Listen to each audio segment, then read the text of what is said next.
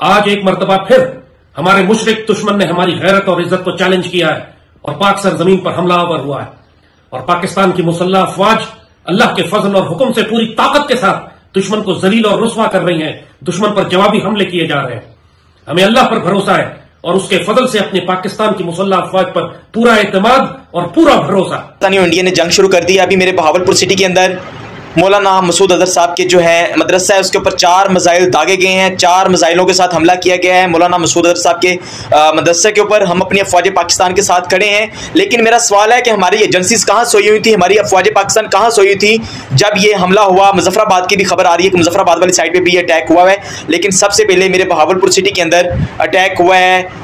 ब्लास्टिक missile के साथ उन्होंने हमला किया है। मौलाना मसूद अजहर साहब के मदरसे के ऊपर 4 मिसाइल मारे गए हैं। तकरीबन 5-7 गोले बहुत बड़े बड़े आकर ये जलते रहे, बार बार बदलाव इस तरह लगे हैं। तो उसके बाद रात ही लोगों में फिर सब लोगों को उठाया गया कि एरिया खाली किया जाए। अच्छा, तो ये इंडिया की तरफ से जो है फायरिंग हो रही है कि 48, 65, 71 और 98 की कारगिल वॉर तक तो बंदूक और टैंक थे, मगर अब शाहीन है, गौरी है, अब्दाली है, गजनवी है और मोदी सरकार, आप यकीन जाने कि इन सब का रुख भारत की तरफ ही। उनके 2 शहरों पे हमले करेंगे तो दिल्ली और मुंबई भी नहीं होगा, लाहौर इस्लामाबाद नहीं होगा तो दिल्ली मुंबई नहीं होगा। भाई इसको समझ लें। अहमदपुर ईस्ट में मस्जिद सुबहान को निशाना बनाया गया।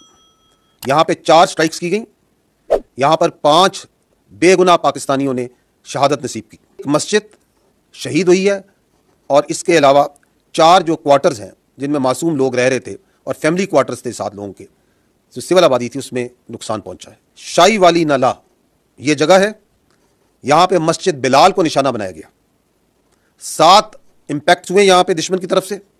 कोटली यहां पे मस्जिद अब्बास को निशाना बनाया गया। यहां पे 5 स्ट्राइक्स हुई हैं, 2 यहां पे शहीद हैं। मुरीद के यहां पे मस्जिद उम्मुल कुरा को निशाना बनाया गया। 4 स्ट्राइक्स की गई, 1 शहीद है मर्द, 1 मर्द इंजर्ड है। पाकिस्तान रिस्पॉन्ड करेगा क्योंकि पाकिस्तान को शक्ल दिखानी है। आपने बड़ी बात कर दी ना, न्यूक्लियर मार देंगे, ये मार देंगे, ऐसा कर देंगे, बगलियार डैम पे अटैक कर देंगे, ये सारी की सारी चीजें इनकी थी ना, इंडस वाटर ये कर देंगे। अब इंडिया वेट करेगा and then India will go up the escalation ladder. देखिए यही बालाकोट की कमी रह गई। 300 जैशे मोहम्मद के लोग आपने मारे, लेकिन जब पाकिस्तान ने रिस्पॉन्ड करा, आपने बोला ठीक है साहब, आपका हमारा खत्म हो गया, हमें जो करना था कर लिया। नहीं, इस बार भारत ने बोला है कि एस्केलेटरी लैडर जो है, हमने अटैक करा, अगर तुम करोगे तो फिर दुगनी क्षमता से तुम्हें ठोकेंगे। इंतहाई परेशान कुल खबर है, डेवलपिंग स्टोरी है। आजाद कश्मीर सारा लरज उठा है, पाकिस्तान के मुख्तलिफ शहर लरज उठे। उसकी वजह यह है कि कमजोर, कायर, बुजदिल, गाय का मूत्र पीने वाला जो दुश्मन है वो पाकिस्तान पर हमलावर हो गया है। कोटली के अंदर मुख्तलिफ मसाजिद और मदरसे टारगेट किए गए हैं। मदरसों के अंदर मासूम जो बच्चे सोए हुए थे उन्हें टारगेट किया गया है। अभी जो डैमेज या जो नुकसान हुआ है उसका तखमीना नहीं लगाया जा सका। ISPR की बार बार कह रहा है कि अभी हम इवेल्युएट कर रहे हैं कि जो इस दुश्मन ने किया है। भावलपुर से खबरें आ रही हैं कि मस्जिद सुभान अल्लाह को टारगेट किया गया है। और फिर अभी जो खबर जियो न्यूज दे रहा है वो ये दे रहा है कि लाहौर के करीब मुरीद के में 4 मिसाइल मारे गए हैं। मुरीद के में भी 4 मिसाइल मारे गए और मुरीद के में भी एक मस्जिद को शहीद कर दिया गया है।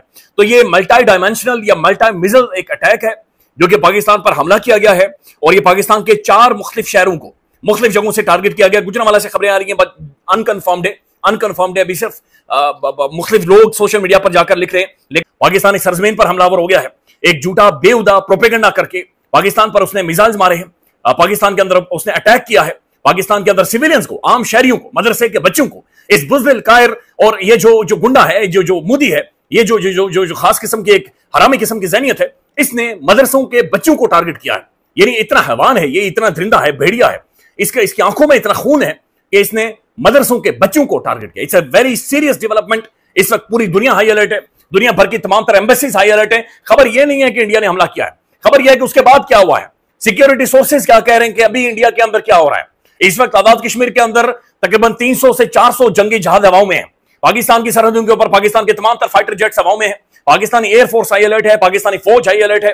और ये एक सीरियस डेवलपमेंट है जो न्यूक्लियर फ्लैश पॉइंट है, यानी एक खौफनाक किस्म की एटमी जंग, उसका बीज हमारे जो पड़ोस के अंदर जो गाय का मूत्र पीने वाले हैं उन्होंने बो दिया है। It's a very serious, it's a very sad day, जो शायद तारीख भी इसके ऊपर पछताएगी या इसके ऊपर रोएगी। जो खबरें आ रही हैं वो बड़ी परेशान कुन है।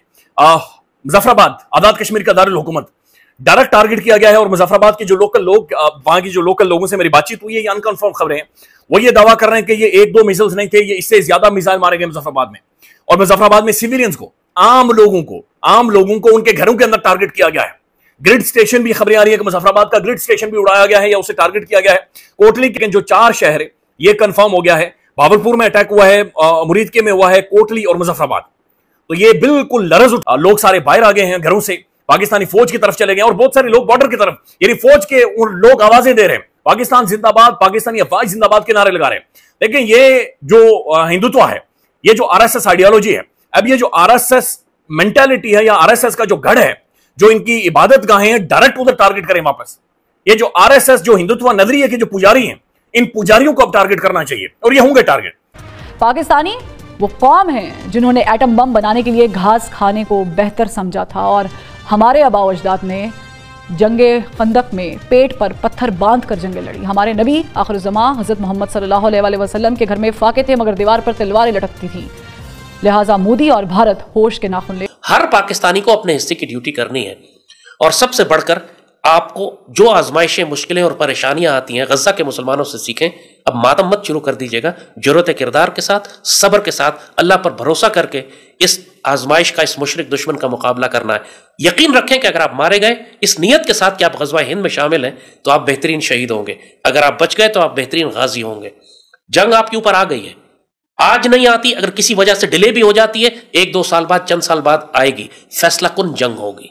कश्मीर के इस वाकये की वजह से अब जाफर एक्सप्रेस का भी जो है एक वाकया है, उसका भी जवाब देना होगा। उसके बारे में भी अब पाकिस्तान इंटरेस्टेड है कि उसको टेबल पे रखा जाए और बताया जाए कि वहां पे जो BLA है उनकी सपोर्ट कहां से आ रही है, और वो जो टेररिस्ट वहां आए थे, जो उनकी वो किससे कम्युनिकेट कर रहे थे, सैटेलाइट के जरिए। तो एक इस वक्त भारत जो है वो एक कॉर्नर हो चुका है। भारत जो है वो हर फ्रंट से is losing on every front, from international community, from international media, United Nations. बल्कि यूनाइटेड नेशंस ने भी जो भारत जिस तरीके से पाकिस्तान का नाम उस करारदाद में रखना चाहता था, वहां से भी उनको they are on a down.